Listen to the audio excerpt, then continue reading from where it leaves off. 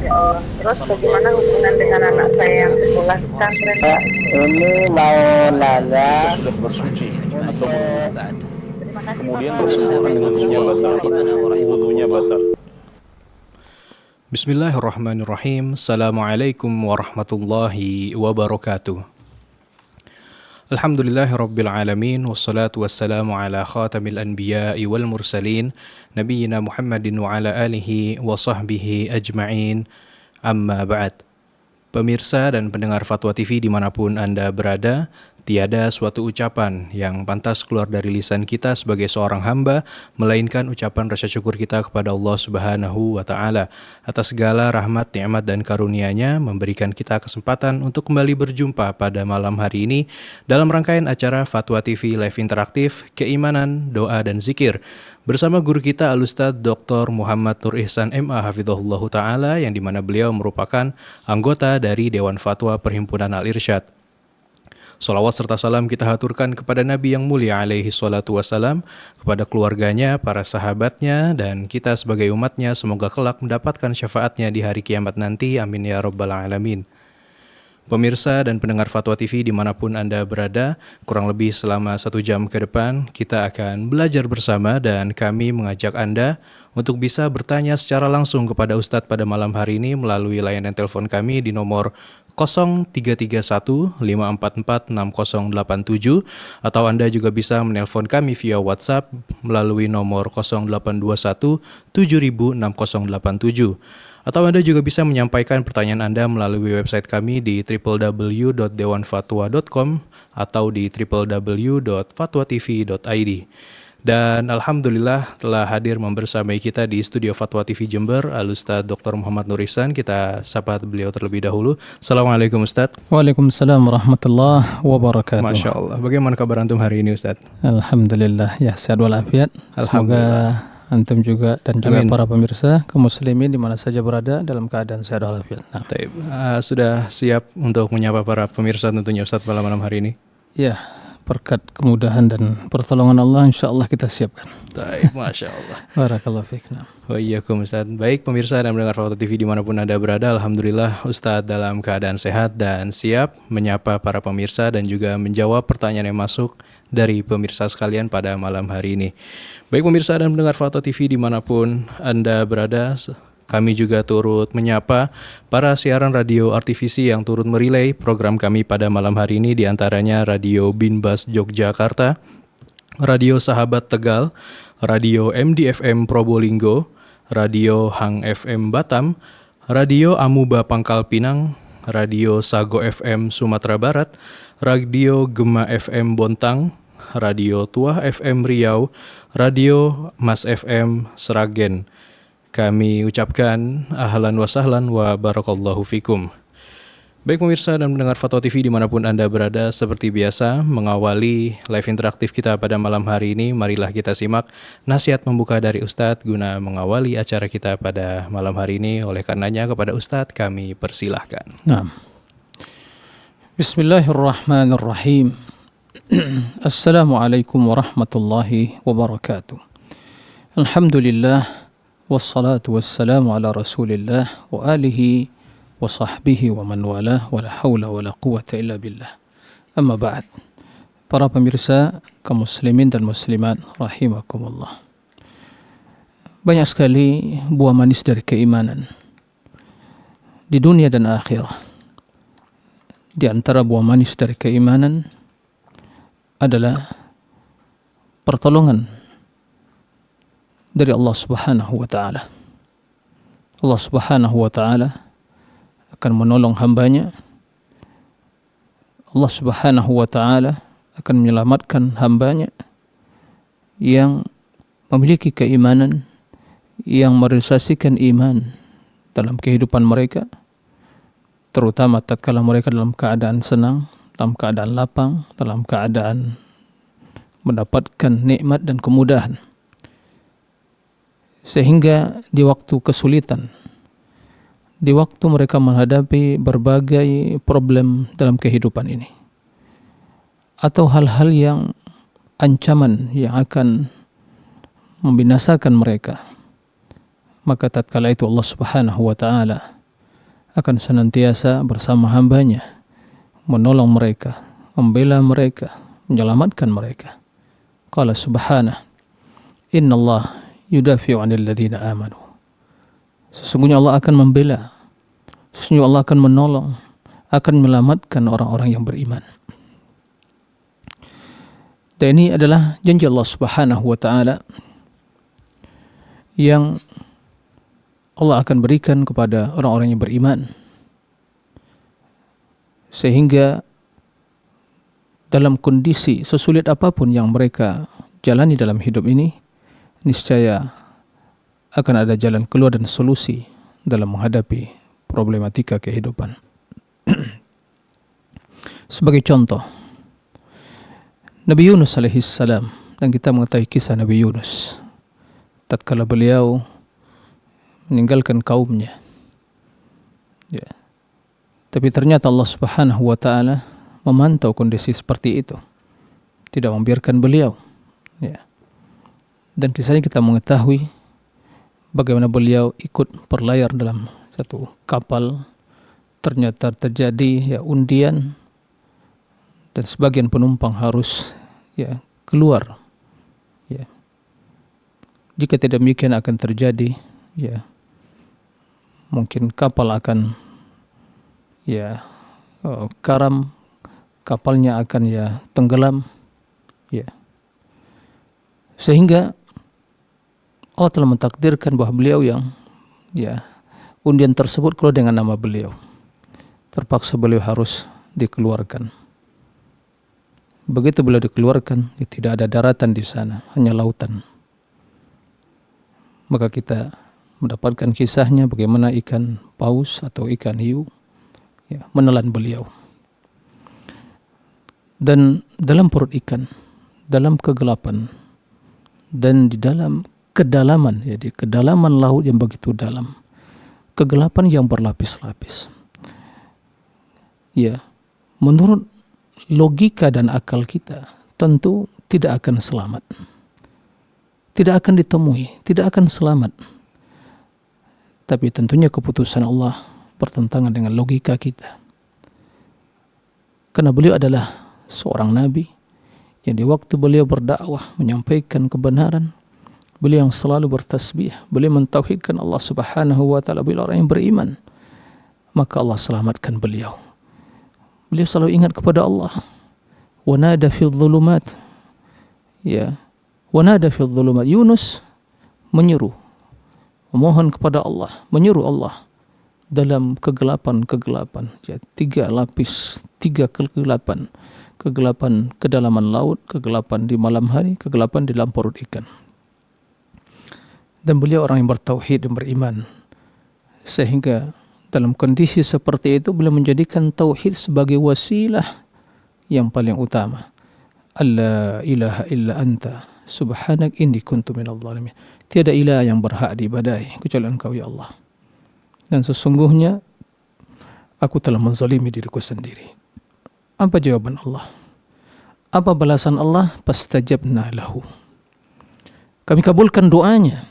Wa najjaynahu minal gham. Dan kami selamatkan dia dari gham, dari kondisi yang sangat kondisi yang begitu sempit,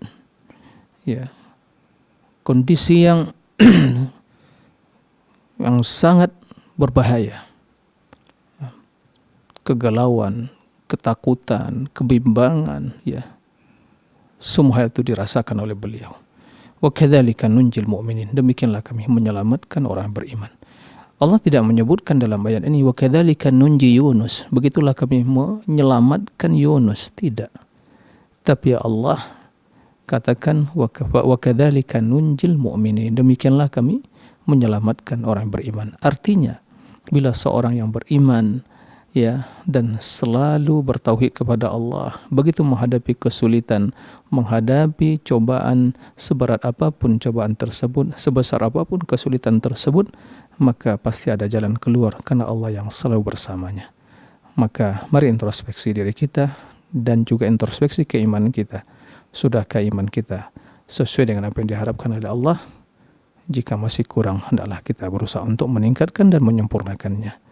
Demikian, mudah-mudahan bermanfaat. Wallahu a'lam. Baik, kami ucapkan jazakumullah khairan Ustadz atas nasihatnya pada malam hari ini. Semoga kita senantiasa bisa meningkatkan keimanan kita atas ketetapan-ketetapan Allah yang telah ditetapkan tentunya untuk kita.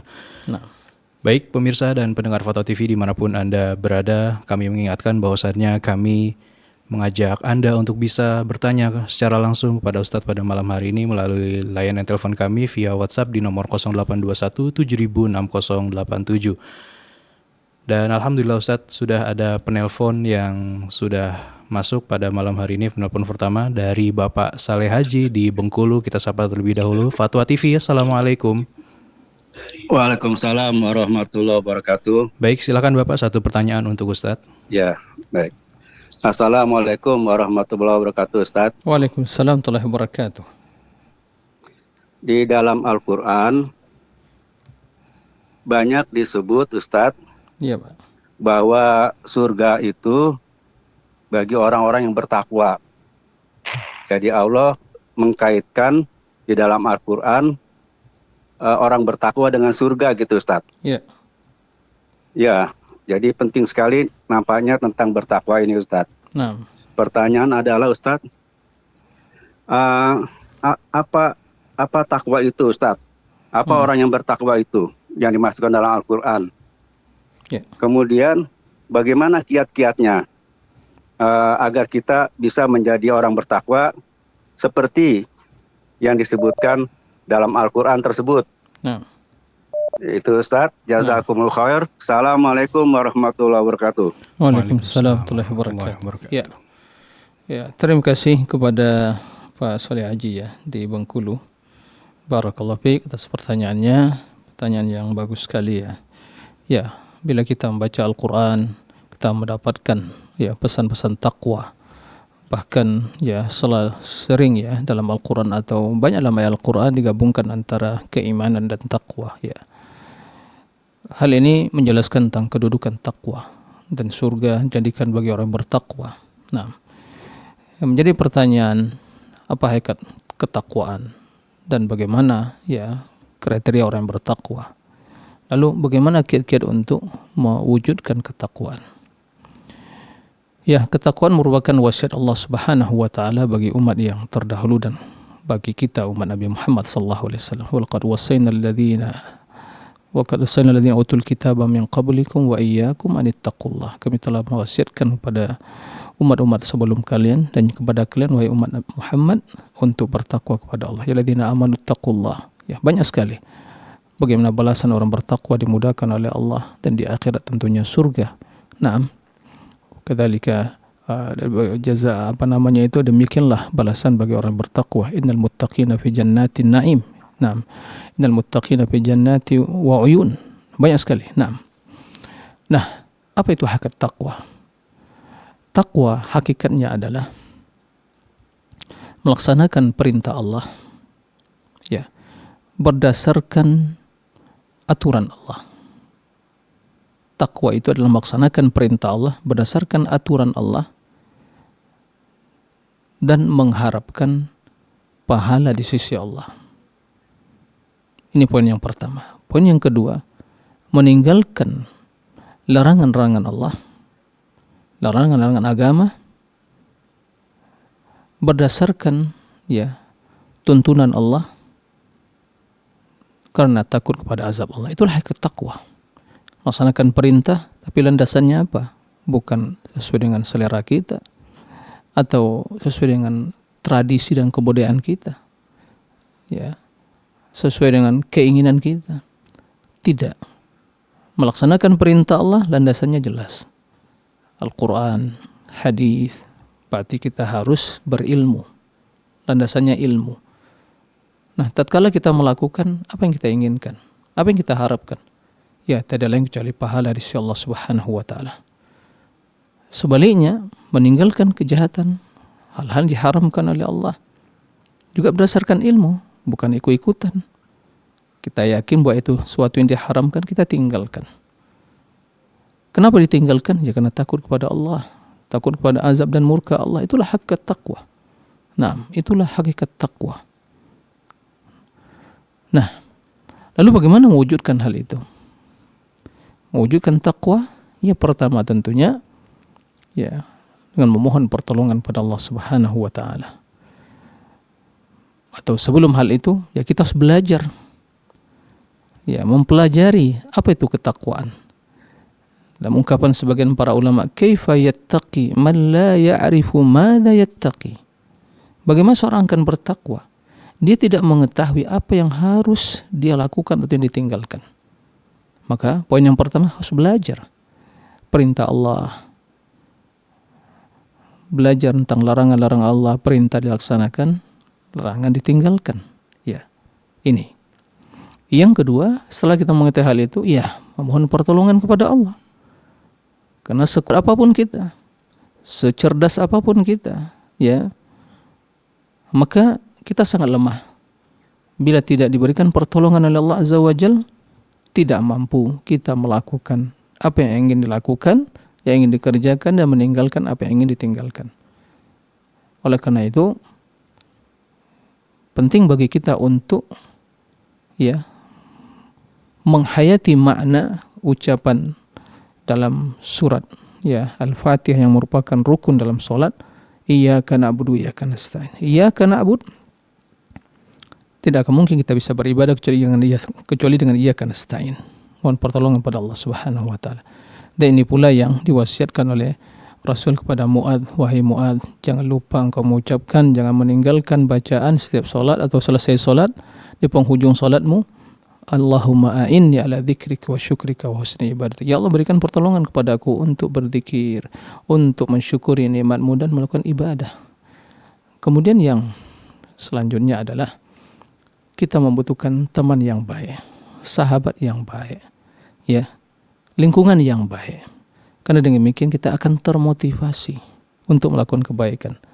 Sebaliknya, bila lingkungan yang jelek, yang tidak kondusif, maka kita akan terwarnai dengan perilaku ya penduduk suatu tempat tadi, atau ya yang tinggal di tempat lingkungan yang kita tinggal di sana. Nah, ini penting sekali. Kemudian ya tentu waspada dari sarana-sarana kejahatan yang akan menggiring kepada ya berbuat kemaksiatan. Nah, ini semua adalah ya kiat-kiat untuk merealisasikan takwa tersebut. Demikian, wallahu a'lam. Kami ucapkan jazakumullah khairan Ustaz atas jawabannya. Semoga bisa menjadi pemahaman baru bagi Bapak Saleh Haji di Bengkulu. Baik, kita lanjut ke penelpon selanjutnya Ustaz. Kali ini ada dari Ibu Iis dari Bandung. Kita sapa terlebih dahulu. Fatwa TV, Assalamualaikum. Waalaikumsalam warahmatullahi wabarakatuh. Baik, silakan Ibu pertanyaannya. Izin bertanya Ustaz. Nah. Begini, di daerah saya tuh ada yang meninggal. Bolehkah seorang perempuan mendatangi rumahnya untuk bertakziah? Dan di sana itu banyak bercampur laki-laki dan perempuan. Terus yang kedua, di depan mayatnya itu bergantian bergantian membaca surat Yasin. Itu apakah ada ajarannya, dan tolong minta pencerahannya Ustaz.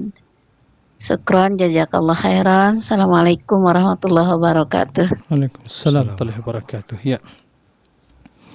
Terima kasih kepada Ibu Iis di Bandung ya. Barakallahu fiik atas pertanyaannya. Semoga senantiasa dalam ya lindungan Allah Subhanahu wa taala. Tidak diragukan bahwa disunnahkan bagi kita untuk bertakziah bagi keluarga yang sedang menghadapi atau mungkin yang sedang timpa musibah ya, dengan kematian ya, meninggalnya orang atau salah seorang dari keluarga mereka. Maka disunnahkan bagi kita untuk bertakziah. Takziah itu tidak identik dengan harus datang ke rumah. Harus dipahami. Takziah itu tidak identik dengan makan-makan di rumah ya, ahlil mayyit, tidak. Takziah itu adalah ucapan yang kita sampaikan kepada saudara kita yang sedang menghadapi musibah ya, kematian saudara atau orang dicintainya, untuk mengingatkan mereka tentang hakikat dari hidup ini bagi kita milik Allah, maka Allah akan mengambil miliknya kapan saja. Allah yang memberi, Allah yang mengambil, memberikan kehidupan bagi kita. Inna lillahi wa inna ilaihi raji'un. Sehingga apa yang harus kita lakukan? Maka kita mengatakan, ahsanallahu azaakum. Semoga Allah memberikan yang terbaik dalam hal yang menimpa diri kalian. Kemudian kita mengatakan kepada keluarga mayit, isbiru wal tahtasibu, bersabarlah dan mengharaplah kepada Allah pahala dari musibah yang menimpa. Allahumma jirna fi musibatina wa akhlubna khairan min. Ya Allah, berikan balasan pahala terhadap musibah yang menimpa kami dan berikan yang terbaik sebagai pengganti. Jadi itu yang harus ditanamkan, itu yang harus diucapkan. Jadi bukanlah takziah pergi ke rumah makan-makan, kemudian duduk di sana, kemudian ngobrol, yang kadang ngobrol juga, kadang juga senyum tawa gitu, bukan demikian. Nah, adapun ibu datang ke tempat tetangga yang sedang menghadapi atau sedang menghadapi kondisi yang seperti itu, kalau seandainya tidak ada sana campur baur, dilihat waktu yang tepat ibu datang ke sana. Boleh, tidak ada masalah, boleh. Catatan ibu temui keluarganya atau mungkin istrinya atau anak-anaknya dan menyampaikan ucapan inna lillahi wa inna ilaihi raji'un. Semoga Allah merahmati yang dipanggil dan berikan kesabaran yang ditinggalkan kepada yang ditinggalkan. Semoga Allah mengampuni dosanya, mengampuni yang memaafkan kesalahannya, begitu. Nah, itu yang harus dilakukan. Adapun tadi bercampur baur lawan jenis ini tidak dibenarkan. Tidak dibenarkan. Jika dalam sholat saja tidak diperbolehkan bercampur baur, apalagi dalam urusan yang lain. Adapun tadi bergantian baca Yasin, memang tidak ada sunnahnya membaca Yasin bagi yang meninggal.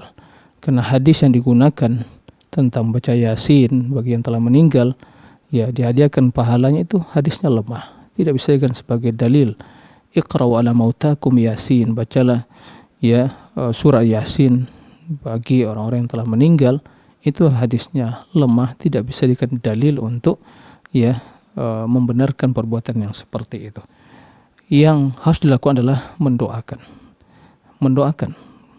keselamatan, mendoakan keampunan bagi yang meninggal. Nah, demikian, wallahu a'lam. Kami ucapkan jazakumullah khairan Ustaz atas jawabannya. Semoga bisa menjadi pengetahuan baru bagi Ibu Is dari Bandung. Baik, kita lanjut ke pertanyaan selanjutnya Ustaz. Kali ini ada dari Bapak Siswanto dari Banyuwangi Fatwa TV. Assalamualaikum. Waalaikumsalam warahmatullahi wabarakatuh. Baik, silakan Bapak, satu pertanyaan untuk Ustaz. Oke, ini Ustaz. Nah, adakah berita atau pengumuman kematian itu saya mengucap innalillahi wa inna ilaihi raji'un, Allahumma azirni fi musibati wahlufli khairum minha, itu ada hadisnya atau dasarnya seperti apa, Ustaz? Terus yang kedua, saya kepingin mendapatkan pencerahan tata cara takziah yang benar menurut syar'i yang sempurna lah, itu gimana? Terima kasih. Assalamualaikum warahmatullahi wabarakatuh. Waalaikumsalam warahmatullahi wabarakatuh. Terima kasih kepada Pak Siswanto di Banyuwangi. Barakallahu fi atas pertanyaannya. Pertanyaan beliau hampir sama dengan yang ditanyakan oleh Bu Is tadi, tentang masalah takziah dan juga ucapan yang disampaikan tatkala kita mendapatkan musibah atau mungkin saudara kita atau mungkin kematian gitu tentunya tidak diragukan bahwa ucapan inna lillahi wa inna ilaihi raji'un itulah yang diucapkan. Alladzina asabathum musibatun qalu inna lillahi wa inna ilaihi raji'un. Nah, jadi inna lillah, bahwa kita milik Allah, wa inna ilaihi raji'un, kita akan kembali kepada Allah. Jadi begitu Allah memanggil atau mewafatkan seorang dari saudara kita atau keluarga kita, itulah milik Allah, akan mengambilnya dan semua akan diambil oleh Allah. Ya, kembali kepada Allah Subhanahu wa taala. Akan tapi seorang mukmin jika menghadapi yang demikian itu dia selalu berharap kebaikan kepada Allah. Sehingga Rasul begitu mendengar kematian ya sebagian sahabatnya ya, mengabarkan kepada ya keluarganya ya untuk bersabar. Tahtasibi wal tasbi wa tahtasibi, adalah bersabar. Allahumma ya ajirni fi musibati. Ya, kemudian kemudian wakhlubni khairan minhu. Ya Allah, berikanlah ya balasan pahala ya terhadap musibah yang menimpanya, kemudian ya berikan pengganti yang terbaik. Dan itu yang diajarkan Rasul pada para sahabatnya. Nah, kemudian ya masalah ta'ziyah. Tadi telah jelaskan, ta'ziyah itu maksudnya azza yu'azzi. Ya, dan bahasa Arab azza yu'azzi itu arti dalam bahasa kita adalah ya secara harfiahnya adalah artinya memberikan kabar gembira. Artinya ya memberikan menenangkan jiwa mereka, menenteramkan hati dan jiwa mereka. Ya. Bukan maksudnya kita bergembira dengan kematian, bukan itu maksudnya. Tapi ingatlah bahwa bila seorang dia mendapatkan musibah yang demikian itu, maka kita datang untuk menenangkan jiwanya, menenteramkan hatinya. Jangan gelisah, ya. Jangan ya menyesali hal itu. Jangan meratap-ratap, ya. Jangan teriak-teriak. Bersabar. Itu maksudnya. Jadi itu menghibur mereka, ya bersabarlah.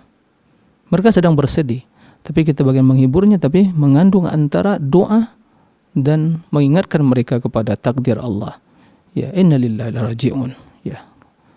Maka sabarlah. Balasan orang yang bersabar.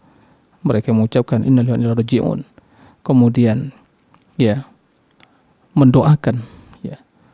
Itu maksud takziah. Jadi bukan takziah itu seperti yang mungkin kebiasaan kita berkunjung ke rumah, makan-makan di sana, minum-minum di sana, sehingga ya ahli mayyit ya keluarga yang tinggalkan mempersiapkan makanan, minuman, nasi bungkus, nasi kotak dan seterusnya ya makanan kemudian dibagikan. Kemudian di sana ya baca-bacaan ritual ya zikir-zikir, yasin dan yang lainnya. Bukan itu takziah. Itu takziah yang tidak sesuai dengan syariat. Ya. Tidak sesuai dengan tuntunan Rasulullah SAW. Jadi takziah itu sangat simpel. Bisa datang ke rumahnya, ya udah nyampaikan, udah. Inna lillahi wa inna ilaihi raji'un. Semoga Allah membalas, ya menambah kebaikan terhadap musibah yang menimpa ini, memaafkan yang mengampuni yang dipanggil oleh Allah, memberikan kesabaran pada yang ditinggal. Ya seperti itu, bersabarlah. Ya, semua kita akan kembali. Ya, itu seperti itu.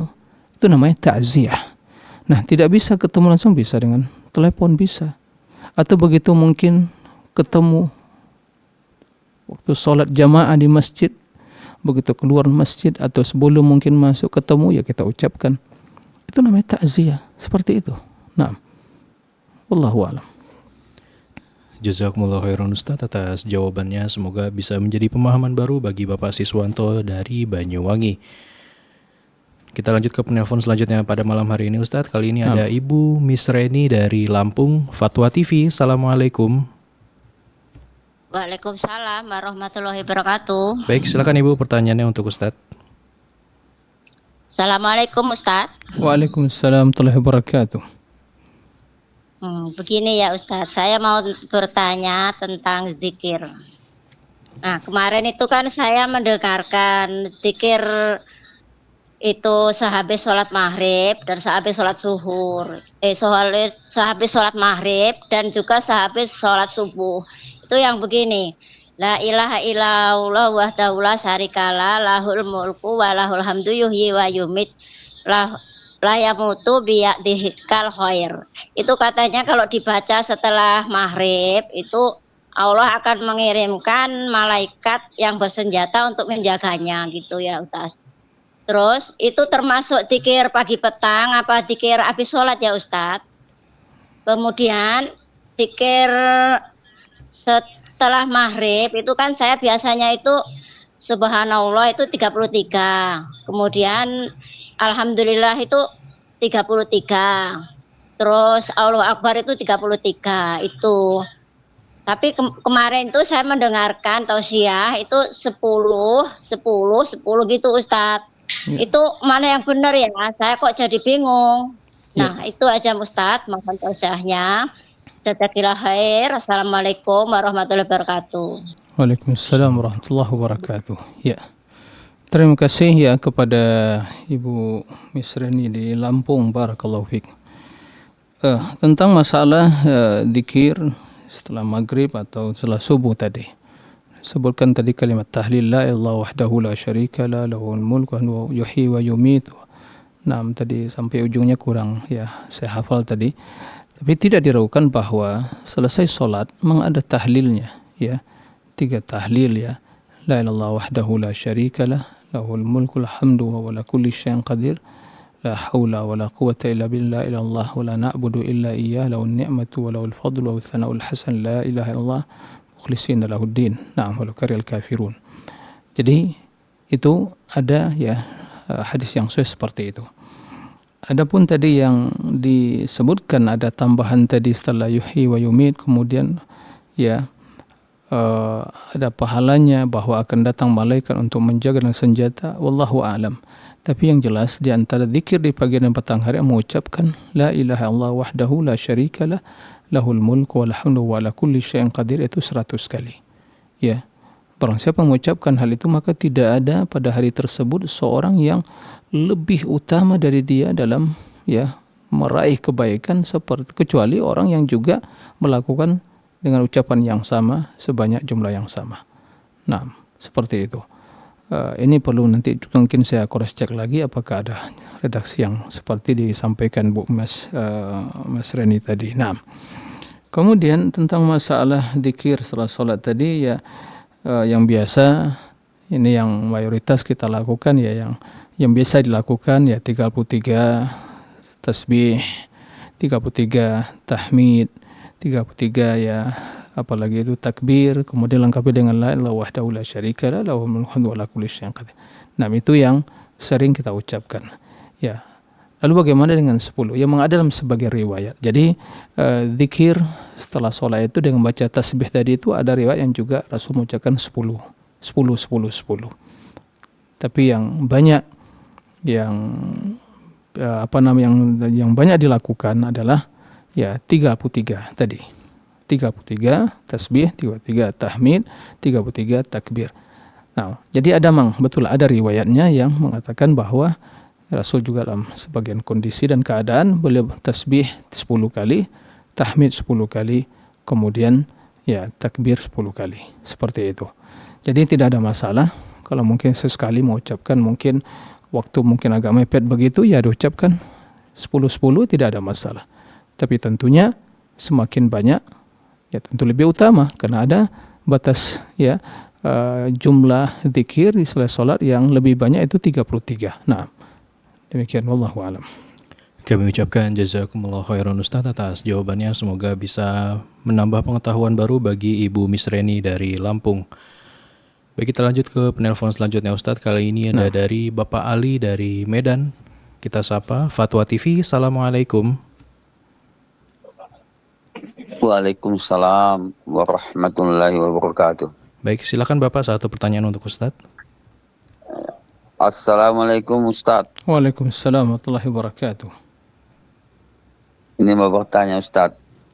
Misalnya kalau kita mengimpakkan tanah kita untuk jalan umum dan kita niatkan di dalam hati kita hadiahkan pahalanya kepada orang tua kita yang sudah meninggal, apakah itu sampai dan apakah itu sampai dan apakah kita juga dapat pahala? Dan seterusnya Ustaz, ini yang kedua, kalau kita bersalaman dengan seorang wanita yang bukan mahram kita, berlapis dengan anduk atau kain, apa diperbolehkan atau gimana Ustaz? Tolong Ustaz benar pencerahannya. Terima kasih Ustaz. Assalamualaikum warahmatullahi wabarakatuh. Waalaikumsalam warahmatullahi wabarakatuh. Ya. Terima kasih kepada Pak Ali di Medan, barakallahu fiik, ya, atas pertanyaannya. Menyimpakkan tanah atau mungkin ya mewakafkan tanah untuk fasilitas umum atau jalan, ya, apakah dihadiahkan ya atau pahalanya untuk orang tua, apakah sampai? Ya, jawabannya insya Allah sampai. Maksud dari ya mensadaqahkan, ya, infak itu maksud dari sadaqah. Jadi tanah tersebut digunakan untuk kemaslahatan umum, maka insya Allah pahalanya sampai. Tapi kena diniatkan, ya, adalah untuk orang tua, maka pahalanya ya untuk yang diniatkan tadi. Pahalanya untuk diniatkan tadi. Adapun pahala yang dapatkan oleh anak yang menginfakkan, kebaikan dari dia menginfakkan tadi, itu dia berbuat baik, itu yang dia dapatkan pahalanya. Adapun infaknya tadi, ya, dari tanah yang diinfakkan untuk kemaslahatan atau jalan umum tadi, itu sesuai dengan yang diniatkan tadi. Nah, kemudian yang kedua tentang salah apa tadi yang kedua?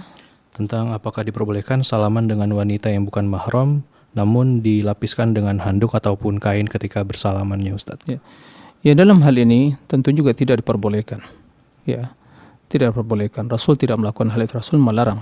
Ya, tidak diperbolehkan, ya. Kendati dengan ada batasan tadi. Kemudian ya dalam hal yang seperti itu juga akan bisa mengundang fitnah.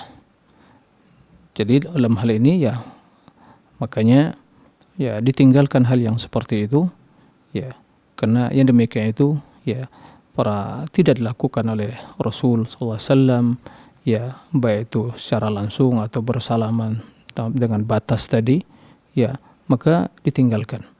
Jadi baik dengan langsung tanpa batas atau mungkin dengan ada batas tadi, itu juga tidak diperbolehkan, agar tidak menimbulkan, ya, atau menjerumuskan atau membawa kepada hal yang tidak diinginkan. Nah, demikian Allah. Jazakumullah khairan Ustaz atas jawabannya. Semoga bisa menjadi pengetahuan baru bagi Bapak Ali di Medan.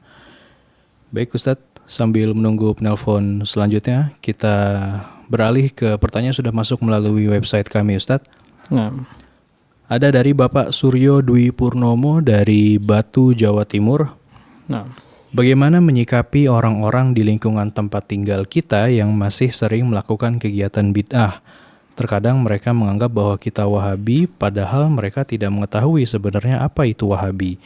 Padahal kita itu mengikuti manhaj salaf.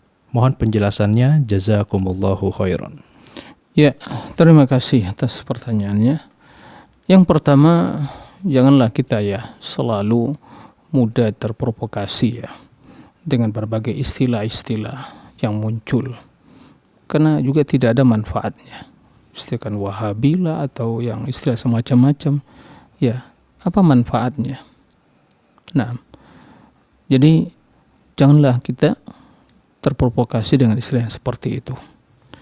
Dan pun kalau kita mengikuti, kita yang diberi nikmat oleh Allah, beri hidayah untuk mengikuti dan ingin setia berjalan di atas tuntunan Nabi alaihi salatu wassalam, ya, mengikuti ajaran beliau, bukan berarti tidak ada kekurangan kita, tapi memiliki semangat bahwa saya harus berusaha untuk mencontoh Nabi, ibadahnya, akidahnya, ibadahnya, akhlaknya, ya, itu yang harus diikuti, itu yang wajib sebagai bukti dari keimanan kita. Sebagai bukti dari keimanan kita, persaksian kita bahwa Nabi adalah utusan Allah. Nah, itu yang wajib, ya. Dan mengikuti yang demikian itu, ya, tidak disematkan dengan ini aliran inilah, bahkan semua kita wajib, siapapun organisasinya, ya, apapun organisasinya, lembaganya, latar belakangnya, wajib bagi kita untuk mengikuti Rasulullah SAW. Dan yang mengikuti Rasulullah SAW, yaitu mengikuti Al-Quran, mengikuti Sunnah, dan mengikuti para sahabat, itu wajib juga kita ikuti, karena mereka lebih paham terhadap Al-Quran, terhadap Sunnah. Mereka yang orang yang telah jamin keselamatannya, ya, itu yang harus kita contoh, itu yang harus kita ikuti. Nah, itulah suatu kewajiban, ya, itu suatu kewajiban, ya, bukan hanya kewajiban orang-orang tertentu, lembaga atau mungkin organisasi tertentu atau jamaah tertentu, tidak, semua wajib. Nah, dan semua mengikuti adalah mengikuti Rasulullah SAW. Ya, adapun istilah-istilah yang disematkan, ya, itu tujuannya adalah untuk memecah belah kaum muslimin, untuk ya menjauhkan mereka dari sunnah-sunnah Nabi alaihi salatu wassalam, maka tidak perlu suara-suara seperti itu didengar, tidak perlu digubrisi. Ya, kalaupun ya, yang penting ikutilah sunnah Rasul. Mau dinamakan kelompok ini, kelompok enggak peduli, yang penting kita mencari ridha Allah Subhanahu wa taala, mencari ya keridhaan Allah, dan mengikuti Rasulullah SAW, dan mengikuti sunnah beliau. Nah, adapun menyikapi saudara-saudara kita yang mungkin di lingkungan kita yang masih belum mendapat sunnah, amalan-amalan yang mungkin masih ya tercampur dengan amalan yang bid'ah, yang tidak ada tuntunannya, ya tugas kita memberikan nasihat.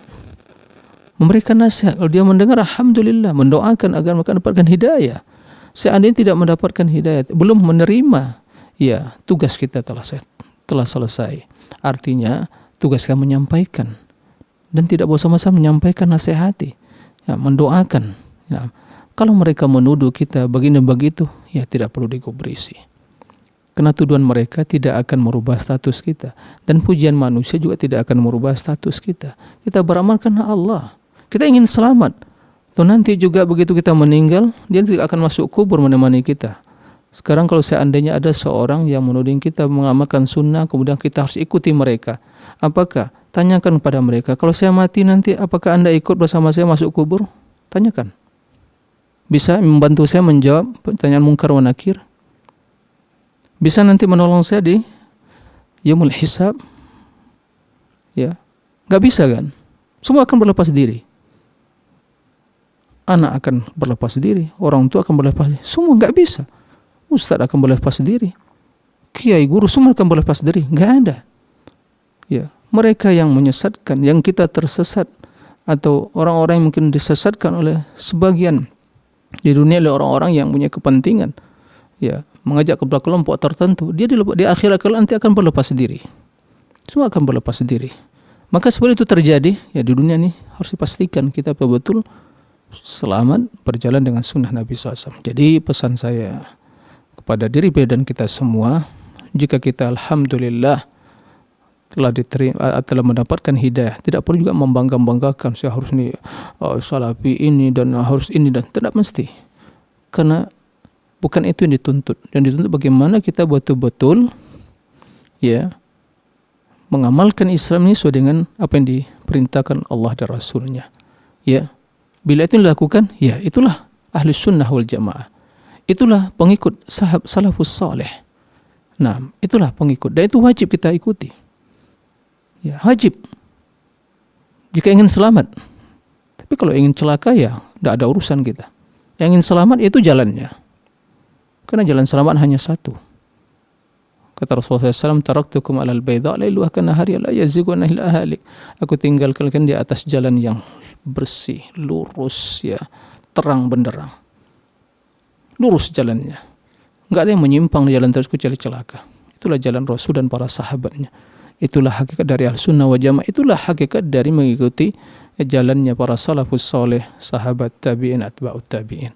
Jadi bersabar, tidak perlu terprovokasi, sabar. Ya, Rasul diusir, sebagian nabi itu ya sampai dibunuh. Nabi Nuh 950 tahun berdakwah, enggak ada yang mengikuti kecuali segelintir. Ya, anaknya pun tidak menerima dakwanya. Nabi Ibrahim berdakwah, ayahnya enggak menerima, bahkan diusir oleh ayahnya, bahkan ingin dirajam oleh ayahnya. Siapa lagi? Nabi kita, pamannya, ya, tidak beriman. Lalu siapa kita? Maka semakin kita serius mengikuti sunnah Nabi, semakin ingin meneladani beliau, semakin berat cobaan dan ujian. Nah, itulah yang harus kita bisa menghadapi dengan kesabaran seperti itu. Wallahu a'lam. Kami ucapkan jazakumullah khairan Ustaz atas jawabannya. Semoga bisa menjadi solusi bagi saudara Suryo di Batu, Jawa Timur. Kita lanjut ke penelpon ke-6 kita pada malam hari ini Ustadz. Kali ini ada dari Bapak Alan dari Jambi. Fatwa TV, Assalamualaikum. Waalaikumsalam warahmatullahi wabarakatuh. Baik, silakan pertanyaannya Bapak. Ya, Assalamualaikum Ustaz. Waalaikumsalam warahmatullahi wabarakatuh. Naam. Saya mau tanya tentang tata cara jadi imam sholat jenazah. Jadi imam sholat jenazah ya Ustaz. Terus apa saja yang dilakukan saat pemakaman jenazah itu di kuburan? Apa sih yang harus dilakukan? Ya. Ya itu aja Ustaz. Assalamualaikum warahmatullahi wabarakatuh. Waalaikumsalam warahmatullahi wabarakatuh. Nah. Ya, terima kasih ya kepada Pak Alan ya di Jambi, barakallahu fiik. Ya, tata cara salat, ditanyakan tentang tata cara salat jenazah. Ya, tentunya ya setelah jenazah dimandikan, dikafani kan begitu ya, kemudian disolatkan. Ya, makanya tentunya ya menghadap kiblat tentunya ya dalam keadaan kita bersuci. Dan bila ya yang mayat meninggal adalah laki, maka kita beri di depan di bagian kepalanya. Bila wanita di bagian tengah. Maka salat jenazah itu sangat simpel sekali. Jadi intinya isinya itu adalah kandungannya adalah semua doa, puji-pujian dan doa. Maka takbir yang pertama kita mengucapkan Al-Fatihah, membaca Al-Fatihah ya. Puji-pujian semuanya dan permohonan. Kemudian setelah itu bersalawat, takbir yang kedua bersalawat, dan yang ketiga berdoa. Ya, doa. Isinya doa, keampunan. Allahumma fir lahu warhamhu wa'afi wa'afanhu wa'akrim zullahu wasi' mudkhalahu waqsilhu bil ma'i wal thalji wal barad. Naam. Wa in kana muhsinan fazid fi ihsani wa in kana musii'an fatajawaz anhu. Dan doa-doa yang telah insyaallah kita hafal semua. Ya. Doa. Setelah itu takbir 4 salam. Jika seandainya sedikit ditambah doa takbir keempat tidak ada masalah, tapi biasanya langsung salam. Selesai. Sangat simpel sekali. Tidak ada salat itu harus berdiri dulu baca tahlil sekian, doa sekian. Enggak, di waktu salat itu yang agak dipanjangkan dikit doanya, diperbanyak doanya. Ya. Doanya sebagaimana diajarkan Nabi sallallahu alaihi wasallam. Jadi begitu aja, simple. Ya, adapun apakah dia mengangkat tangan atau tidak mengangkat tangan itu khilaf para ulama ya. Ada yang mengatakan yang mengangkat kedua tangan, ada yang tidak mengangkat.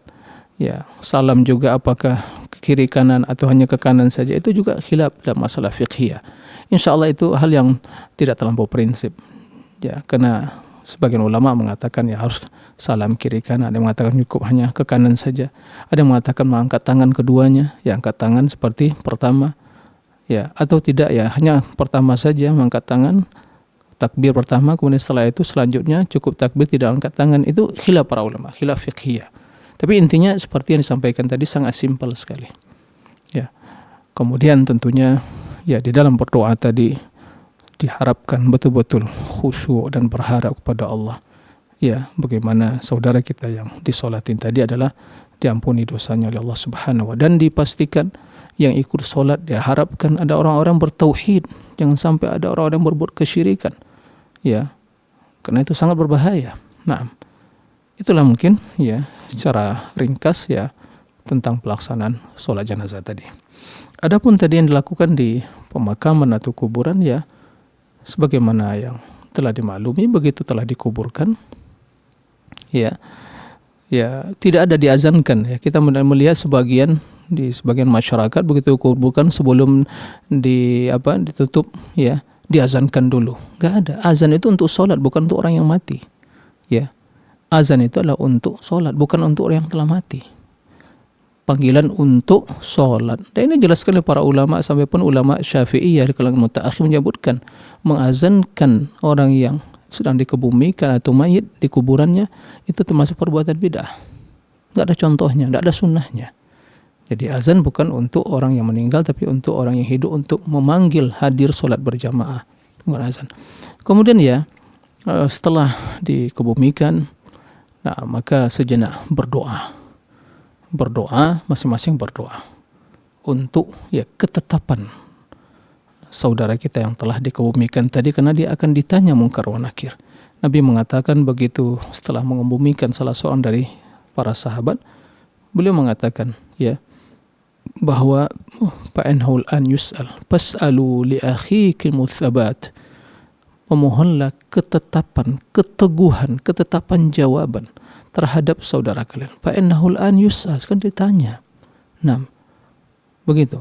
Jadi Rasul juga memimpin secara berjamaah, kemudian ya para sahabat mengaminkan, tidak. Nah, ya begitulah yang harus dilakukan. Nah, demikian, wallahu a'lam. Jazakumullah khairan Ustaz atas jawabannya. Semoga bisa menambah pemahaman baru bagi Bapak Alan di Jambi. Baik, Ustadz, sambil menunggu penelpon yang selanjutnya, kita kembali ke pertanyaan sudah masuk melalui website, Ustadz. Ya. Kali ini ada dari saudara Faiza Devandra dari Batu, Jawa Timur. Izin bertanya Ustadz, kapankah waktu yang paling afdol untuk membaca zikir petang? Apakah ba'da sholat asar ataupun ba'da sholat maghrib? Sekian, terima kasih. Ya, terima kasih atas pertanyaannya. Waktu yang lebih utama itu adalah di pagi hari setelah sholat subuh sampai ya terbit matahari.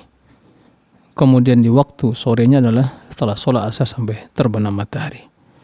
Akan tetapi, jika seandainya dalam sebagian kondisi dan keadaan, karena seorang mungkin disibukkan dengan kegiatan yang lain, tidak sempat, maka tidak ada masalah. Kendati telah terbenam matahari, tidak ada masalah dia mengucapkannya. Alhamdulillah, ya.